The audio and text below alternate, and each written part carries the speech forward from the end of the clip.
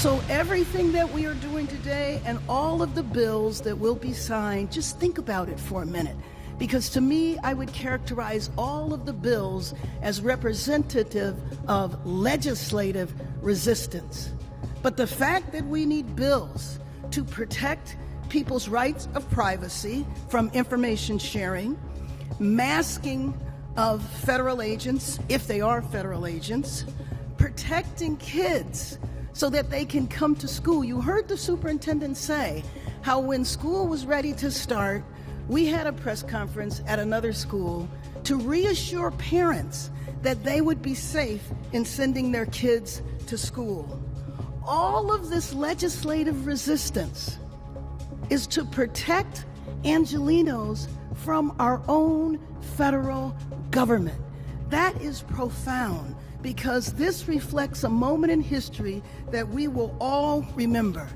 But what I'm so proud of in our city is that we have legislative resistance, we have resistance from local government and state government, and we have resistance on the streets, because all of this together is a part of a new social movement that has now moved on to Chicago, to Memphis, to Washington, D.C., where unfortunately our federal government is trying to get us to normalize and accept military intervention and the hunting of Latinos that has been reaffirmed by the federal government. It is the hunting of Latinos in Los Angeles. It is the hunting of Haitians in Florida. All of us must stand together, and this is representative of our unity. Because as Angelenos, we will never allow this to become normalized. We will always resist, and our city will continue to stand united. No part of our city has cracked. No part of our city has acquiesced to this, because we will stand united, and I look forward to the day that we no longer have to protect ourselves and fight our own government. Thank you very much, and let me just say, unfortunately, in January of this year, Donald Trump reversed this decades-long bipartisan policy of keeping schools off limits from immigration enforcement. To fight back, I introduced Assembly Bill 49, the California Safe Haven Schools Act, to keep ICE out of our schools. And I'm proud to have worked with Senate Majority Leader and Latino Caucus Chair Lina Gonzalez, my colleagues in the Assembly, Liz Ortega, Celeste Rodriguez, Juan Carrillo, and many of us standing before you here today, and of course, including our State Superintendent, Tony Thurmond, to get this bill signed into law. The California Safe Haven Schools Act is a clear message to Donald Trump. Keep ICE out of our schools.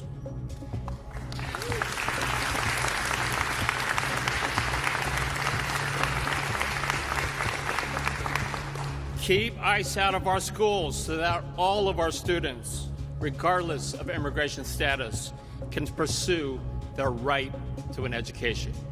I think of these 5 bills that I'll be signing here in a moment are about accountability. Accountability that is long overdue. 27% of Californians are foreign-born. You heard the superintendent talk about all the mixed status families. Our status is unique in the United States of America. It's what makes California great. It's what makes America great. And it's under assault by this administration. There's a word that you've never heard uttered from the President of the United States lips, certainly not Stephen Miller, and that's pluralism. We practice pluralism. It's a deep point of pride. Those values are under assault to a degree we could have never imagined.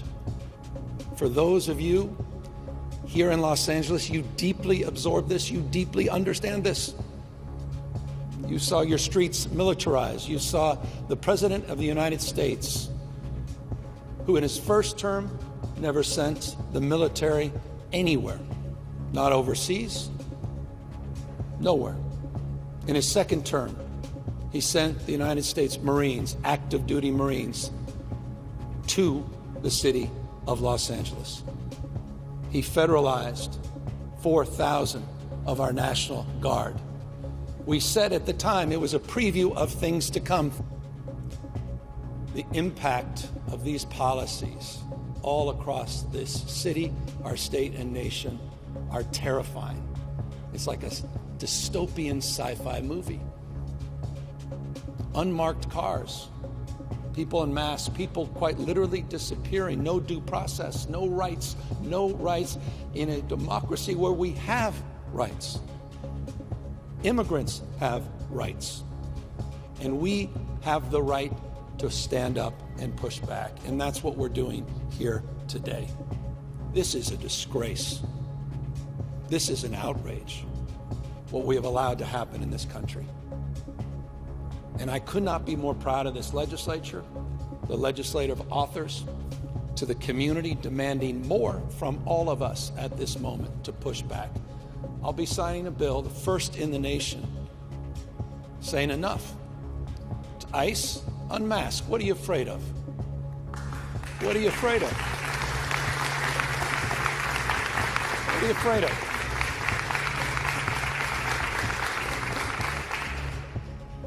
If you're going to go out and you're going to do enforcement, provide an ID. Tell us which agency you represent.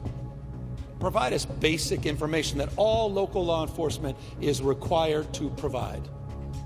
Have the decency not to threaten people as they go to school, to go out the parking lots proximate to these schools to create chill, packed attendance. You talk about health infrastructure. You talk about community health.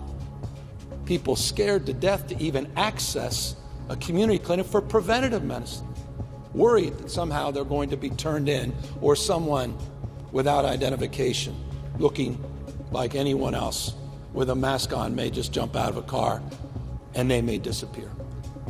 We're not North Korea, Mr. President. We're not the Soviet Union. It's the United States of America.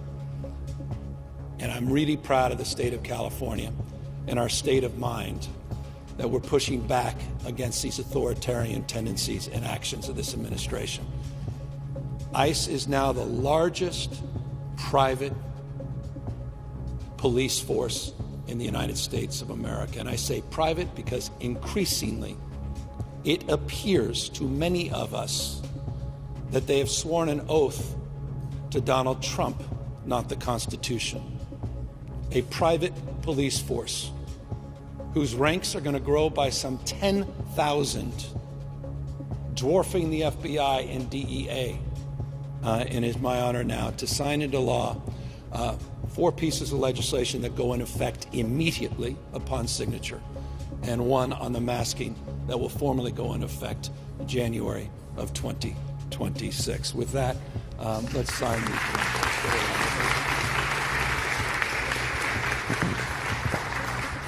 Look, we are clear in the legislation that was just passed and signed that judicial orders or warrants provide an exemption to the criteria that we have established. As it relates to the supremacy clause, we think that, again, does not provide blanket immunity. But no question that will be tested. I'm not naive about that. But please tell me, I'm old enough to have been around in the 80s and 90s, and I even remember the early parts of 2000. I don't remember people taking a foreign exchange student and throwing her back of a van, disappearing her because she co-authored an op-ed that the Supreme Leader didn't like. I don't recall that. I don't recall people jumping out of the back. I just don't. With masks on and unmarked cars, or maybe it was a marked U-Haul truck, and terrorizing people at a shopping mall, or going to car washes, or just collaterally taking someone who was selling strawberries off the streets, or showing up where 2 U.S. senators and dozens of elected officials assembled to intimidate them, or federalize, for that matter, the National Guard against the will and the whims of elected officials in the state. This is a whole together different thing that you see in Orban's Hungary, not the United States of America. You see this in Kim Jong-un's North Korea. You see this in Putin's Soviet Union. This is the United States of America. There are certain fundamental principles and values that are at stake. And so we're putting a stake in the ground, and we're holding the line, and we're pushing back.